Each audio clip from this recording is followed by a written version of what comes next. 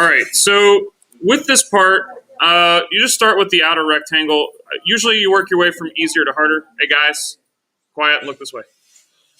So work from easier to harder, and the first thing to do is identify how wide and how tall your rectangle needs to be. So it's 1.97 inches wide and 1.59 inches tall. So go back to Fusion, start a sketch, and again, I'll let anchor off of the origin. So that was 1.59 tall. Does anybody remember the width? 975. Yeah, it is. Just seeing if you're paying attention. All right, so 1.59 and 1.975. Does anybody see the radius of the fillets? It's 0.2 right here. So I'm going to go ahead and put those on. So sketch, add a fillet, and if you click on the corner, it automatically catches that corner and gets both sides. If you click on the sides, it takes a little more clicking. So I got the fillets. Then from easiest to hardest, I think the circle and the rectangle are both really simple. It's down here that things get a little bit tricky. So we'll start with the rectangle.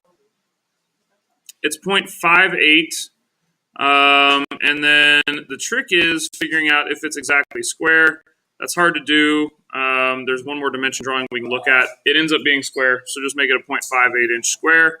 So I've got a rectangle.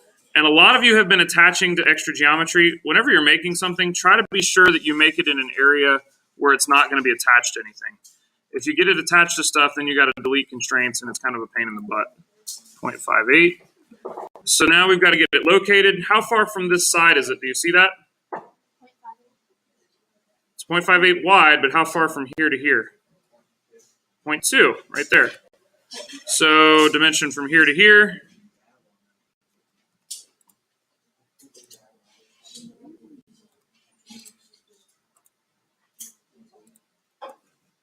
So this guy's 0.2. Then we've got a dimension from here to here. What's that height? 0.05.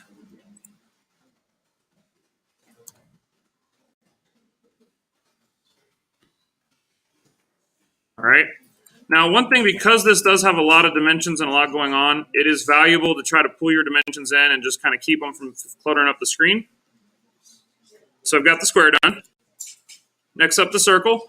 What's the diameter of the circle? 0.58. What's the hotkey for circle? C. Hey, that's the speed of light in a vacuum. That's true. And then it's 0.49 over. So D for dimension.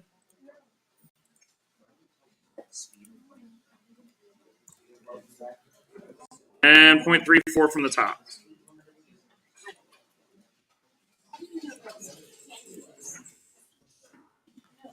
All right, so we got the easy guys done.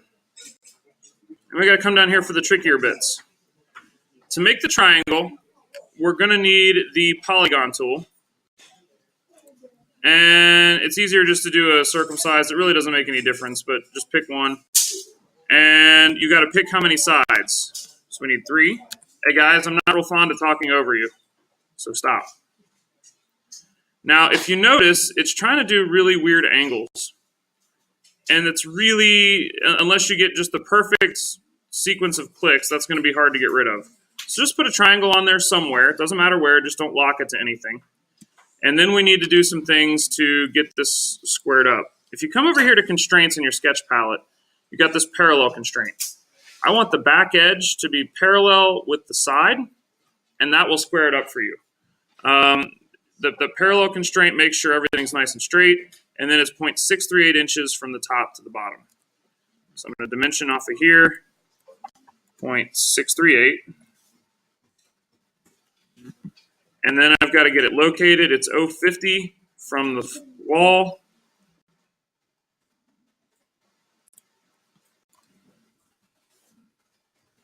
And 0.2 from this side.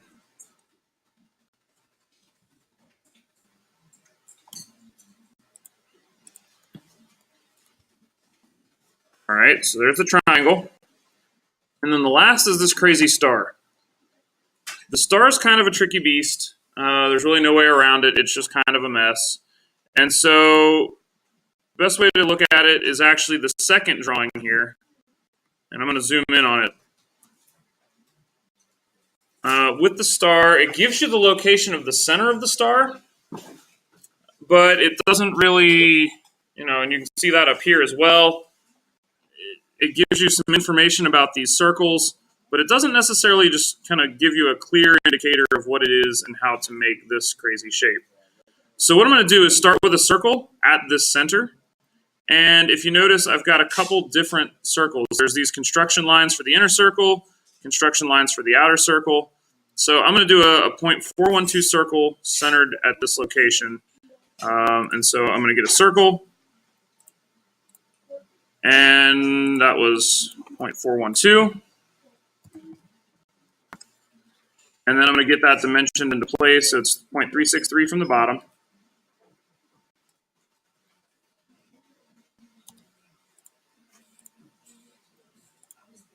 Stop. There it goes. And 0.488 from the side. The dimensioning tool in Fusion does not want to play sometimes.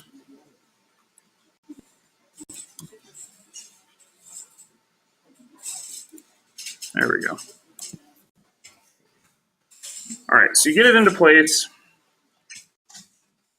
Then you've got this bigger circle, 0.605. I'm going to go ahead and add that.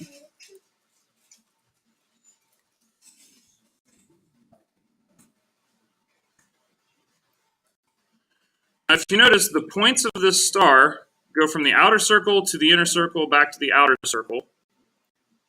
And they do that with a side length of 0.1875. And so what I want to do is add a line that goes from the inner circle into the outer circle and kind of back out like that. It's not a real pretty shape. That's okay. I want to dimension the length of that line to be 0.187.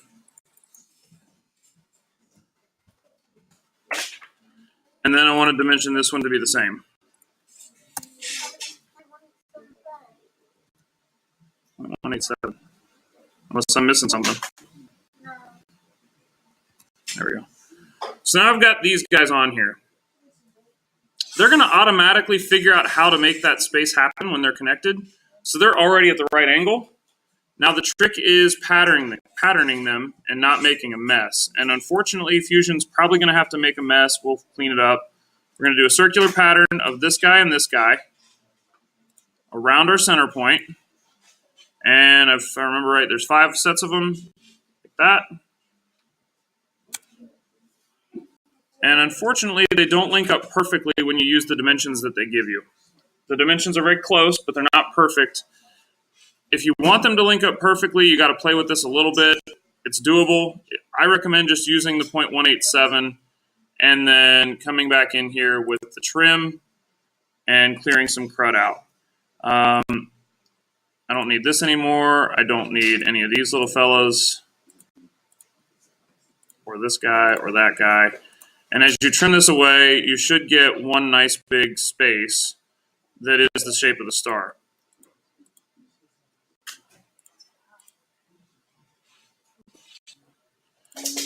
Can anybody guess what the hotkey for trim is? T. Oh my goodness, you guys are so good. All right, so now I've got that. And get rid of these. There it is. And when I extrude, notice how everything is seen as a space. So now I got to figure out how far to go. Let's see. Let's zoom out a little bit. Shell thickness, extrusion, it says it's 0.3 inches thick.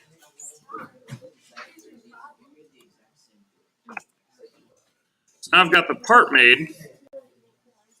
And it says that I've got to shell it to 0.01. So I'm going to create a shell.